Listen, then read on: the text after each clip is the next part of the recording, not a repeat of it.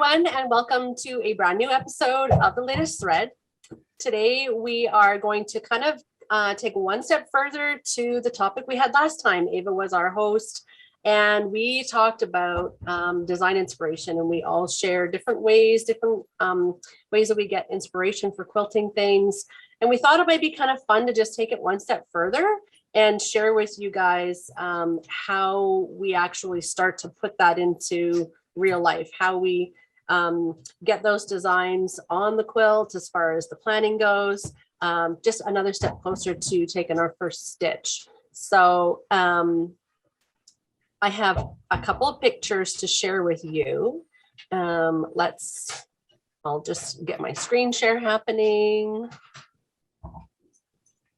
And so one of the ways that you can start getting ready for your quilting designs or visualizing things is to draw on screen. Now, this can be different for everyone depending on what kind of device you have. If you have a touch screen or something that you can draw on a tablet.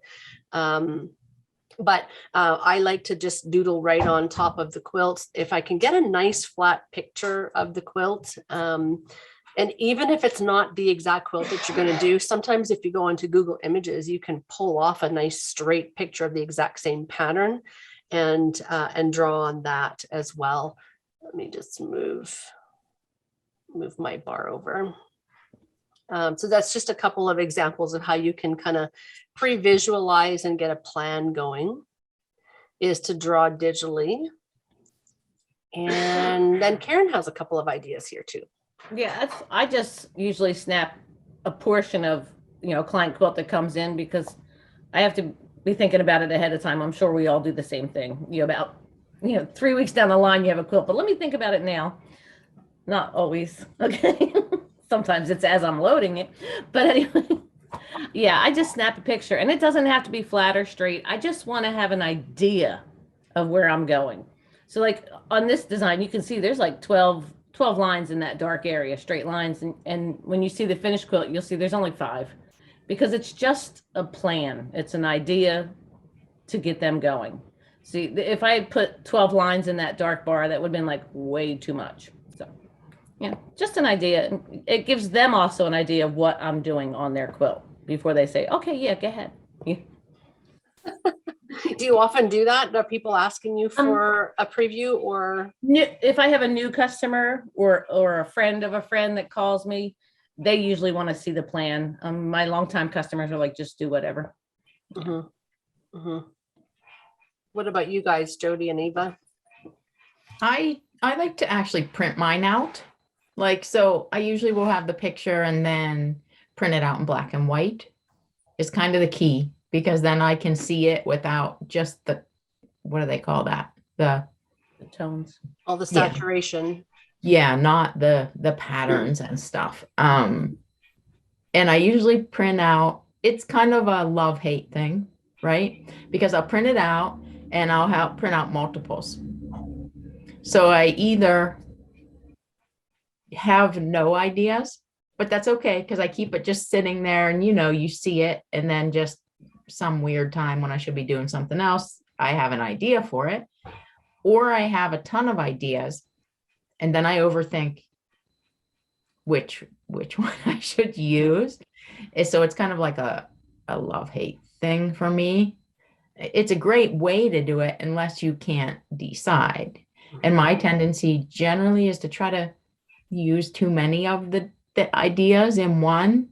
Oh. And then I have to know when to be like, okay, just no, just save this and do it somewhere else on another quilt.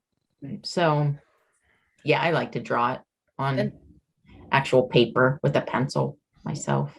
And sometimes I'm sorry, Eva. It helps with me to figure out my path, because just because it's a great idea doesn't mean it's going to quilt nicely. So sometimes I'll just keep doodling that until I can get that continuous path. So that's always a big thing for me, because I always make that almost like a challenge. So, oh, wait, no, there has to be a way. Mm-hmm. And sometimes it takes a long time to figure that way out. But I find that when you do that, you tend to come up with totally unique designs, because it was a means to make it work. Mm-hmm. And it's something that you wouldn't normally do, if that makes sense. You come up with these cool, unique designs, and it was really just a way to make it be continuous. So. Well, and I have to say, I did it usually depending on what the blocks are. I try to find the blocks and print out the blocks that are in the quilt in other words, I worry about different aspects of the quilt, rather than the whole. And then I would print those off in black and white or grayscale and in color also, both, because the impact of the design looks very different on, grayscale image than it does on, in color. However, once we started doing our segments in the latest thread, our ideas for your quilt segments, where we took the images of the quilt submitted and drew on them, it made me realize that, the block is important to me, because like Karen and Jody already mentioned, for me, it's always a challenge trying to find the most efficient, quilting path. So that's why I like to do the blocks themselves. But to get the overall impact of how the designs work together, is much better if you have the quilt image with the larger portion of it. It also, I think, is better in regards to scale. It gives you a more realistic view of the scale and the individual designs and their scale, how they work together. So I think you can, depending on what the quilt is, approach it differently. But a plan, regardless what method you use, is probably a good thing. Yeah, like even if you go to all of the work to draw everything out on paper or digitally, when you go to the quilt, sometimes that's going to change because, like you said, the scale of it, right, is totally different. You think, oh, I don't need 12 lines, I just need 4 lines, or I do need that many lines, that kind of thing. So in that case, you can still use tools like transparency paper or large pieces of film or plexi and dry erase markers to draw right over top to just kind of get a real-time preview of, because the scale can totally change everything. And you have to be a little bit flexible, because I don't think I've ever drawn anything out 100% and quilted it exactly 100%. Yeah. There's And always some clients don't like that. They're like, this is different than the drawing. I'm like, yeah. it didn't work. Totally different than the drawing. Yeah, and it also gives you, and again, talking about customer quilts, it gives you a good preview for yourself and for them.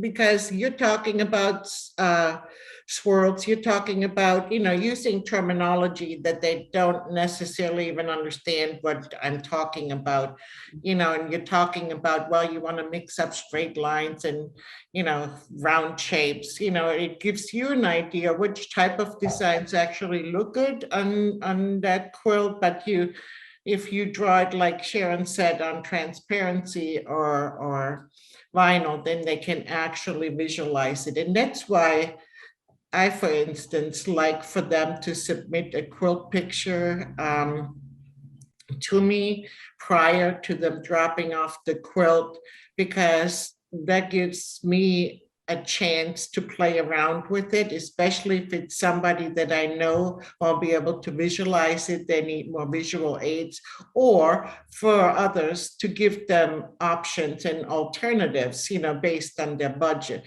But I like to be prepared, because I've run into it where they come and they bring like 3 quilts and I had no idea. And I'm having a brain cramp and can't think of anything while they're standing there. So, that is a great way of preparing for your meeting with the customer also. There's another tool that maybe some people out there don't know about, especially if you are a hand-guided quilter. And that is the software that Gamel has developed for the Statler Stitcher. You can play with that. Anybody can download this program, and I'm gonna bring it up on my screen so you guys can see what it looks like. But anybody can go onto the Gamel website and download this program for free. You just can't stitch anything with it unless you have either an Elevate or a Statler. But you can use it to audition some things. So this is what the program looks like once it's downloaded. And the cool thing is that it comes with access to several patterns to begin with, as well as a pattern store where you can see what kind of designs other designers have come up with. My internet looks like it's behaving a little slow, but you can see like a list populate here. So the cool thing about this is, now this isn't really a lesson in Creative Studio, but just to show you that you have some of these tools available to you, you can import a picture and it comes with some preloaded blocks and quilts, or you can choose a picture that you already have in your photo library. And I can say, I want that picture and put it right onto your screen.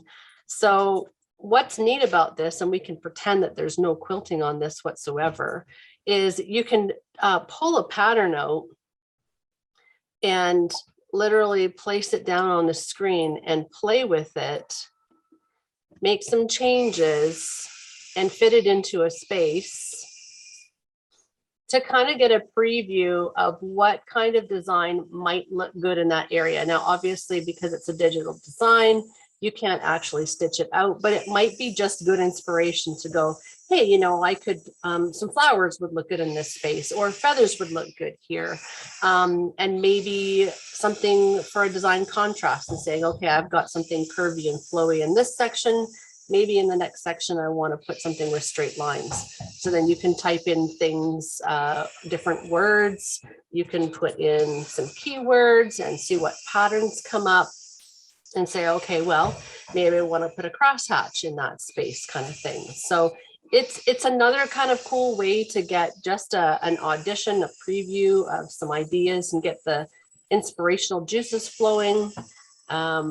And play around with some really cool software. It's really neat, and it's a free tool, so something to definitely check out. I use it quite a bit to plan stuff, even if I'm never going to stitch anything digitally. I still like to see that picture and the overall kind of bird's eye view of everything. So. Oh, and I think, you know, like, especially if you pull out like common designs that we, you know, probably can stitch ourselves. You know what I mean? Like if it's a feathered wreath or something like that, then you know it's not going to look just like that, but you know, you can get the general idea. It's another place to get the inspiration to do your own thing with, right? Yeah. Yeah, exactly. Awesome. Well, that's the next step in getting things ready for your quilt. Maybe we'll have to do another episode down the road, talking about how we actually get things onto the fabric. Oh, maybe a good idea to talk about down the road. However it fits. Wherever it fits in. So thanks for watching, and I hope you learned a few things, got some good ideas and tips for planning designs for your own quilts there at home.